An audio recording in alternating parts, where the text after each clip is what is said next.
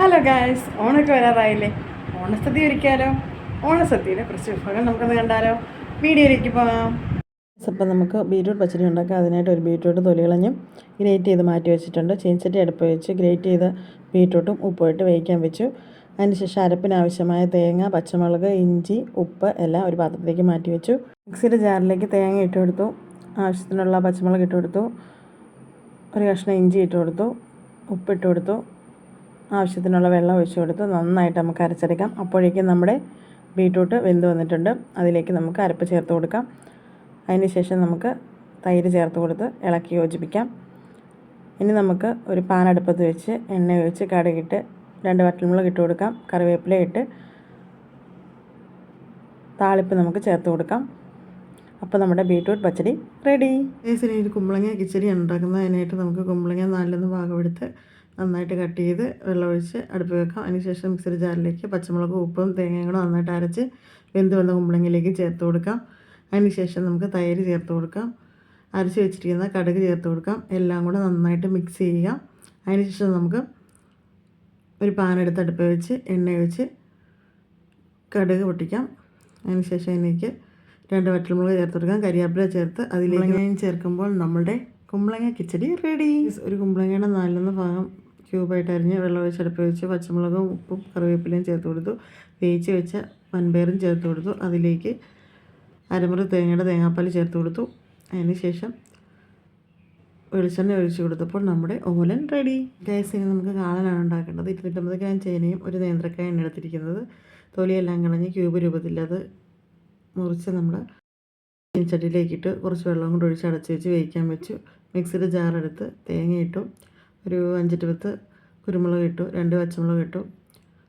1 spoon ജീരകം ഇട്ട് നന്നായിട്ട് അരച്ച് വെന്ത് വന്ന നേന്ത്രക്കായയിലേക്ക് ഒഴിച്ചു കൊടുത്തു. അതിനുശേഷം നന്നായി ഇളക്കി യോജിപ്പിച്ചു.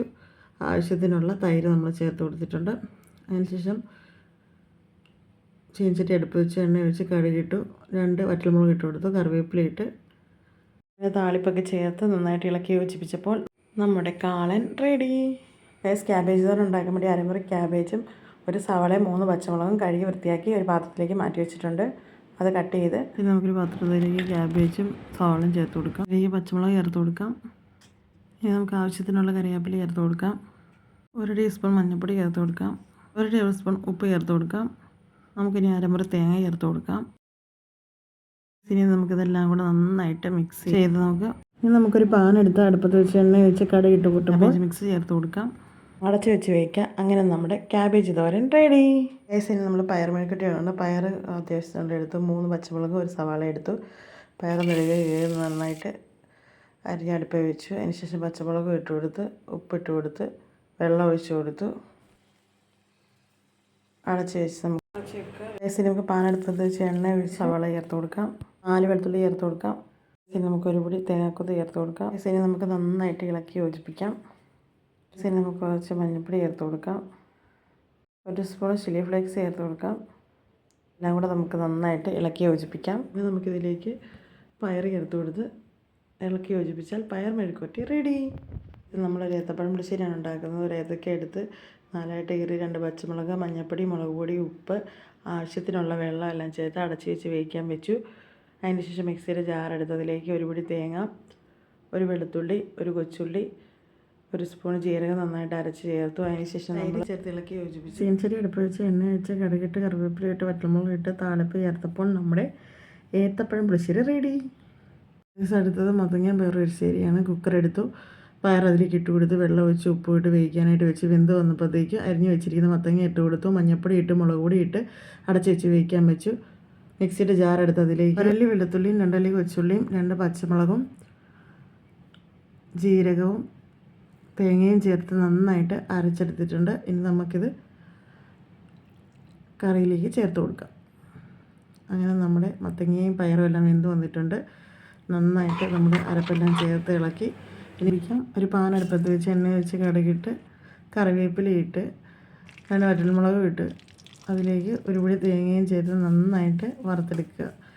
തേങ്ങ വറുത്ത് വന്നതിന് ശേഷം നമ്മൾ കറിയിലേക്ക് ചേർത്ത് കൊടുത്ത് നന്നാക്കി ഇളക്കി യോജിപ്പിച്ചാൽ നമ്മളുടെ മത്തങ്ങ എരിശ്ശേരി റെഡി. ഇനി നമ്മൾ ഉണ്ടാക്കാൻ പോകുന്നത് പുളിയിഞ്ചിയാണ് ഗൈസ്. അതെങ്ങനെ ഉണ്ടാക്കുന്നത് നോക്കാം. ചീനച്ചട്ടി അടുപ്പ് വെച്ച് എണ്ണ ഒഴിച്ച് കടുകിട്ടു. 5-6 വറ്റൽമുളക് ഉണ്ടായിരുന്നു, അത് ഇട്ട് ഗൈസ്. കുറച്ച് കറിവേപ്പില ഇട്ട് കൊടുത്തു. പച്ചമുളക് 2 ഇട്ട് കൊടുത്തു. ഇഞ്ചി 150 ഗ്രാം ഇട്ട് കൊടുത്തു. അതിനുശേഷം ഉപ്പ് ചേർത്ത് കൊടുത്തു. മഞ്ഞൾപ്പൊടി ചേർത്ത് കൊടുത്തു. മുളക് പൊടി ചേർത്ത് കൊടുത്തു. ഇതെല്ലാം കൂടി നന്നായിട്ട് മിക്സ് ചെയ്യണം ഗൈസ്. ഒരു നെല്ലിക്ക വലുപ്പത്തിലുള്ള പുളിയാണ് ഇവിടെ പിഴിഞ്ഞ് വെച്ചിരിക്കുന്നത്, അത് ചേർത്ത് കൊടുക്കണം. പിന്നെ ഒരു കട്ട ശർക്കരയാണ്, അത് ചെറിയൊരു കട്ടയാണ്, ഉരുക്കിയതാണ് നമ്മളിവിടെ ഒഴിച്ചു കൊടുക്കുന്നത്. അതിൻ്റെ കൂടെ തന്നെ നന്നായിട്ടിത് ഇളക്കി യോജിപ്പിക്കണം. അതിന് ശേഷം 1 സ്പൂണ് കായപ്പൊടിയും 1 സ്പൂണ് ഉലുവപ്പൊടിയും കൂടെ ചേർത്ത് നന്നായിട്ട് ഇളക്കി യോജിപ്പിക്കുമ്പോൾ നമ്മളുടെ പുളിയിഞ്ചി റെഡി. അവിയലിന് ആവശ്യമായിട്ടുള്ള പച്ചക്കറികളെല്ലാം നമ്മൾ നീളത്തിലരിഞ്ഞ് പാനിലേക്ക് ചേർത്ത് കൊടുത്തു. മഞ്ഞൾപ്പൊടി, ഉപ്പ്, കറിവേപ്പില, കുറച്ച് വെള്ളവും കൂടെ ചേർത്ത് അടച്ചു വെച്ച് വേവിച്ചു.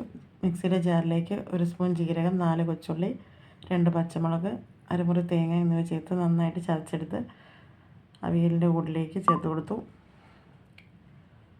അല്പം തൈരും കൂടെ ചേർത്ത് കൊടുത്തു. അതിനുശേഷം നല്ല വെളിച്ചെണ്ണയും കറിവേപ്പിലയും ചേർത്ത് ഇളക്കി യോജിപ്പിച്ചപ്പോൾ നമ്മളുടെ അവിയൽ റെഡി. ഗൈസ്, നമ്മൾ പരിപ്പ് കറിക്ക് വേണ്ടി 1 കപ്പ് പരിപ്പും മഞ്ഞൾപ്പൊടി, ഉപ്പും കുക്കറിലിട്ട് 3 വിസിൽ വരുന്നിടം വരെ വേവിച്ചെടുക്കുക. അതിനുശേഷം നമ്മൾ മിക്സിയുടെ ജാറിലേക്ക് തേങ്ങ, 2 പച്ചമുളക്, 4 വെളുത്തുള്ളി, ജീരകം, കൊച്ചുള്ളി എന്നിവ അരച്ചെടുക്കുക. പരിപ്പിലേക്ക് ചേർത്ത് കൊടുക്കുക. നന്നായിട്ട് ഇളക്കി യോജിപ്പിക്കുക. അതിനുശേഷം നമുക്ക് നെയ്യ് ചേർത്ത് കൊടുക്കാം. 2 സ്പൂൺ നെയ്യാണ് ചേർത്ത് കൊടുക്കുന്നത്. അതിലേക്ക് നമ്മൾ വേവിച്ച് വെച്ചിരിക്കുന്ന പരിപ്പ് ചേർത്ത് കൊടുക്കുക. നന്നായിട്ട് ഇളക്കി യോജിപ്പിക്കുക. നമുക്ക് ആവശ്യത്തിനുള്ള കറിവേപ്പിലയും കൂടെ ചേർത്ത് കൊടുത്താൽ നമ്മുടെ സദ്യ കട്ടിപ്പരിപ്പ് റെഡി. നമ്മുടെ അടുത്ത റെസിപ്പിയാണ് വറുത്തരച്ച സാമ്പാർ. പരിപ്പ് വെള്ളത്തിലിട്ട് വെച്ചിട്ടുണ്ട്. പച്ചക്കറികളെല്ലാം അരിഞ്ഞ് വറുക്കി വെച്ചിട്ടുണ്ട്. ഒരു കുക്കർ എടുത്ത് അതിലേക്ക് നമ്മൾ പരിപ്പ് ചേർത്ത് കൊടുത്തു. പച്ചക്കറികൾ ചേർത്ത് കൊടുത്തു. മഞ്ഞൾപ്പൊടി, ഉപ്പും ചേർത്ത് അടച്ച് വെച്ച് വേവിക്കാനായിട്ട് വെച്ചു. അതിനുശേഷം നമ്മൾ വറുത്തരയ്ക്കാനായിട്ടുള്ള തേങ്ങ, അതുപോലെ ഉലുവാപ്പൊടി, ജീരകപ്പൊടി, മല്ലിപ്പൊടി, മുളക് പൊടി എല്ലാം കൂടെ നന്നായിട്ട് വറുത്തെടുക്കുകയാണ്. അപ്പോൾ നന്നായിട്ട് വറുത്ത് വന്നിട്ടുണ്ട്. അതുപോലെ തന്നെ ഒരു നെല്ലിക്ക വലുപ്പത്തിലുള്ള പുളിയാണ് പിഴിഞ്ഞ് വെച്ചിരിക്കുന്നത്. മസാലക്കൂട്ടുകളെല്ലാം അരച്ച് ചേർത്തു. പുളിവെള്ളവും ചേർത്ത് കൊടുത്തു. ചീനച്ചട്ടി എടുത്ത് അടുപ്പ് വെച്ച് എണ്ണ വെച്ച് കടുകിട്ടു, കറിവേപ്പില ഇട്ടു, വറ്റൽമുളക് ഇട്ട് താളിപ്പ് ചേർത്ത് കൊടുത്തു.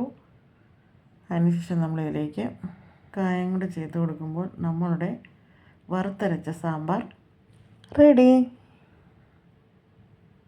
അടുത്ത നാരങ്ങ അച്ചാറാണ്. ഞാൻ 5 നാരങ്ങയാണ് എടുത്തിരിക്കുന്നത്. നാരങ്ങ ആദ്യം പുഴുങ്ങിയെടുക്കാം. നാരങ്ങ തുടച്ചതിന് ശേഷം 4ആയിട്ട് കട്ട് ചെയ്ത് ഉപ്പുകൂടെ ചെയ്ത് നന്നായിട്ട് ഇളക്കി മാറ്റി വെക്കാം. പാൻ എടുത്ത് അടുപ്പ് വെച്ച് എണ്ണ ഒഴിച്ച് കടുകിട്ട് ഉലുവയും ഇട്ട് നന്നായിട്ട് കറിവേപ്പിലയും ചേർത്ത് കൊടുക്കാം. അതിനുശേഷം നമുക്ക് വെളുത്തുള്ളി ചേർത്ത് കൊടുക്കാം. ഇഞ്ചി ചേർത്ത് കൊടുക്കാം.